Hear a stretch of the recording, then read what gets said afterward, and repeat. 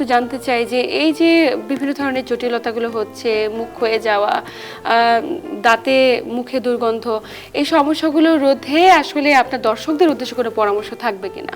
আমার পরামর্শ যেটা হবে, যেটা যে কোনো সমস্যাই হোক, মুখে দুর্গন্ধ অবশ্যই একটা অড একটা সিচুয়েশন, এটার জন্য আমরা যারই হয় সে একটা সামাজিকভাবে একটা অসুবিধার মধ্যে পড়ে। তো এটা হলে আমার মনে হয় প্রথমেই চিকিৎসকের কাছে যাওয়া উচিত। যদি মনে করেন যে সাথে তার পেটের গ্যাসের সমস্যা থাকে, রিফ্লাক্সের সমস্যা থাকে, তাহলে প্রথমে আমাদের কাছে আসতে হবে।